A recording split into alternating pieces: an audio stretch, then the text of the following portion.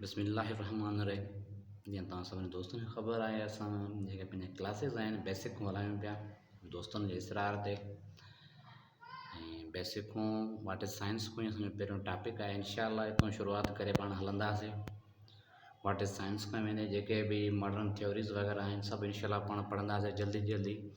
ऐं रोज़ानो जे बेस ते, daily base ते इंशाअल्लाह हर सब्जेक्ट मां 3 खां 4 टॉपिक, साइंस में 3 खां 4 टॉपिक, जीके जा 3-4 टॉपिक, मैथ्स जा 3-4 टॉपिक रोज़ानो ऐं वीडियोज़ ठाहे मां तव्हां सां शेयर कंदुमि ताकी जेके असां सिंधी ॿार आहिनि उहो फ़ाइदो वठनि, वधीक ख़र्चे को बचनि।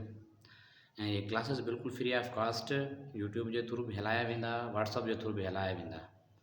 छो जो फीस कुझु दोस्त असांजा नथा भरे सघनि या पंहिंजो उन्हनि वटि टाइम न आहे, अकेडमी वग़ैरह जॉइन नथा करे सघनि।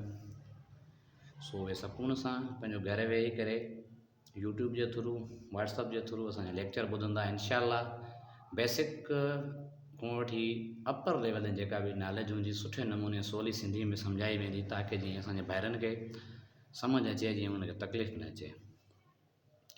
जीअं त असांजो पहिरियों टॉपिक आहे वाट इज़ साइंस। साइंस आहे छा? ज़ाहिर आहे असां साइंस सब्जेक्ट पढ़ूं पिया, असांखे ख़बर हुजे साइंस आहे छा। ठीकु आहे, असांजो पहिरियों वर्ड आहे जेको पंहिंजो science. The word science has been taken from Latin language word scientia which means knowledge. जेको साइंस लफ़्ज़ आहे लातिनी ॿोली जे लफ़्ज़ साइंशिया मां वरितो वियो आहे। साइंशिया जंहिंजी माना आहे नॉलेज। नॉलेज मीन्स ॼाण। अच्छा, हाणे असां हलंदासीं साइंस जी डेफिनेशन तरफ़। साइंस जी डेफिनेशन आहे the study about observation and experiment और the knowledge which obtained through observation and experiment is called science. Science definition simply यही आहे, उहा ॼाण जेका असां ऑब्जर्वेशन एंड एक्सपेरिमेंट तजर्बनि जे थ्रू हासिल कयूं उन खे असां साइंस चवंदा आहियूं। Division of science. Science divided into 2 parts. So first one is biological science, second one is physical science. Biological science that deals with the study about living things. Also there are main 2 branches of biological science.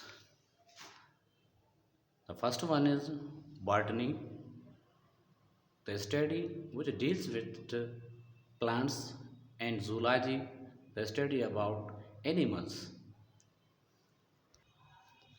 अॻिते science ॿिनि क़िस्मनि में विरायल आहे, हिकिड़ो आहे biological science, ॿियो आहे physical science. Biological science जेका डील करे थी या बायोलॉजिकल साइंस में असां पढ़ूं था पिया साह वारनि शयुनि जे बारे में, लिविंग थिंग्स जे बारे में असां पढ़ूं था पिया। उन खां पोइ जेके ॿ जेके मेजर ब्रांचिस आहिनि बॉटनी ऐं ज़ूलॉजी।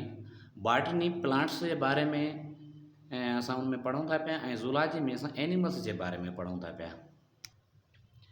साइंस जो जेको ॿियो क़िस्म आहे बायोलॉजिकल साइंस खां पोइ physical science, the study about non living things. गैर जानदार शयुनि जे बारे में जंहिंमें असां पढ़ूं स्टडी कयूं उहा असांजी आहे physical science. It is also called fundamental science. इन खे फंडामेंटल साइंस बि चइबो आहे। छाजे करे? इहे ॿिनि सब्जेक्टनि जे बारे में, ॿिनि एरियाज़ जे बारे में बि ये बुनियादी ॼाण ॾिए थी पई। ठीकु आहे।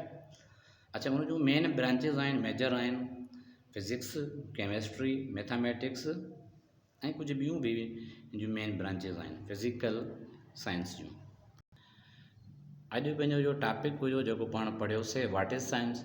वाट इज़ साइंस खे बहितर नमूने माशाअल्लाह सिंधीअ में, सवली सिंधी में डिफाइन कयो आहे। ऐं जल्दी मिलूं था पिया हिकु ॿिए बहितरीनु टॉपिक सां गॾु।